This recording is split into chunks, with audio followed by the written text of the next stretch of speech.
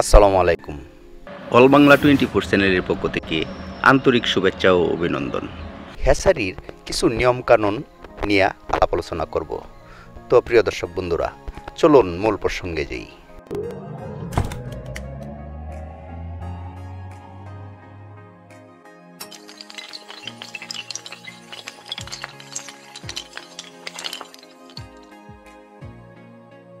আনুষঙ্গিক অনেক ব্যাপার বিষয়ই আছে। অনেক ব্যাপার বিষয়ের মাধ্যমে দেখেন আমরা অনেকেই নানান কামার থেকে হ্যাচারির ভিতরে বা আপনার কামারের ভিতরে এক কামারের লোক অন্য কামারে যাওয়াটা একদম অনুচিত। এর কারণ ওনার কামারে কিন্তু যে লোকটা আপনার কামারে আসছে ওই লোকটার কামারে ভাইরাস থাকতে পারে, আর ওই ভাইরাস আপনার কামারে অ্যাটাক করতে পারে। ওই বিদায় লোকটা যে আসলো ওই লোকটাকে জীবাণুনাশক দিয়া স্প্রে করিয়া আপনার কামারে ঢুকানো উচিত।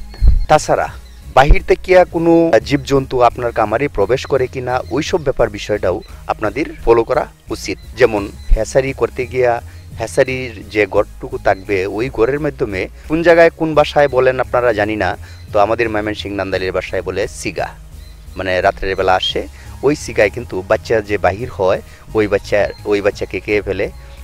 আরও ওই যে ডিম তাকে ডিমের মাধ্যমেও অনেক ক্ষয়ক্ষতি করে ফেলে। ওই ব্যাপার বিষয়টাও আপনারা লক্ষ্য রাখবেন।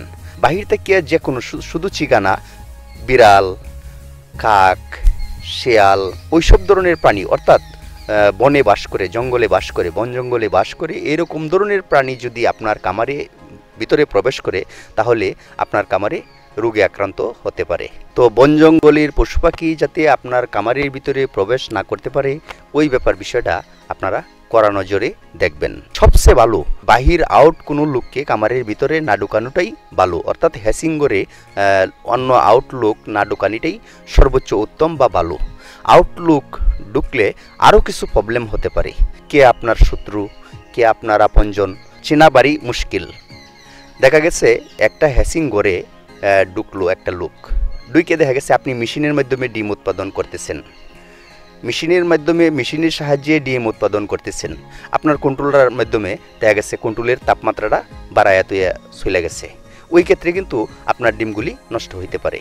ওই বিদায় একটা লোক ঢুকাইলে লোকটার পাশাপাশি আপনার যত আপনজনই হোক না কেন আপনি ওই লোকটাকে ফলো করবেন বা ফলো রাখবেন।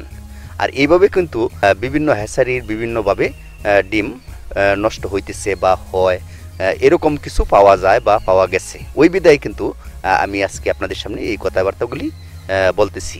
আপনার হ্যাচারির বা আপনার কামারের কোনো ক্ষয়ক্ষতি না করতে পারে ওই দিকে আপনারা অ্যালার্ট থাকবেন। সবাই আপনার আপর, সবাই আপনার পর। কার ভিতরে কি আছে আপনি বলতে পারতেছেন না, বুঝতে পারতেছেন না, হয়তো প্রকাশ করবে না, ভিতরে ভিতরে রাইকে আপনার হয়তো ক্ষতি করার জন্যও আসতে পারে।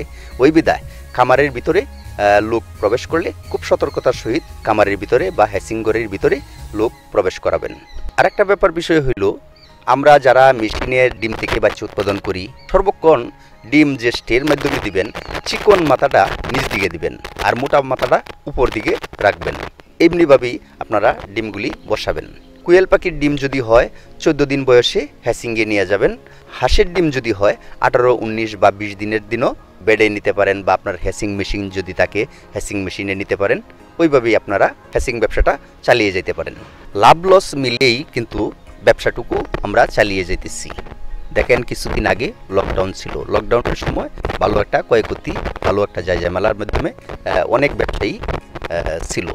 এখন আপাতত কুয়েল ব্যবসা যারা করতেছে, কুয়েল পাখির বাচ্চা আবারও রানিং শুরু হয়ে গেছে এবং কি ভালো রেটে বিক্রি করতে পারতেছে। বাচ্চার একটা ক্রাইসিস দেখা দিচ্ছে। ওই বিদায় বাচ্চার রেট অনেক বেশি বা বাড়তি দামেও পাওয়া যাইতেছে না, অর্থাৎ যে পরিমাণ উৎপাদন আছে উৎপাদনের চেয়ে চাহিদা মার্কেটে বেশি। ওই বিদায় রেটটা একটু বাড়তি। তো সুখে দুঃখেই জীবন কাটাইতে হবে, সুখে দুঃখেই ব্যবসা করতে হবে। আর ব্যবসা করতে গিয়া সুখ দুঃখ মিলিয়েই কিন্তু থাকতে হবে। ব্যবসা মানেই লস, ব্যবসা মানেই লাভ, লাভ লসে মিলিয়েই কিন্তু ব্যবসা। তো প্রিয় দর্শক বন্ধুরা, এই ছিল আজকের ভিডিও। বিশেষ আর কি বলবো, আপনাদের সুস্বাস্থ্য মঙ্গল কামনা করে আজকের মতো এখানেই শেষ করলাম। আল্লাহ হাফেজ।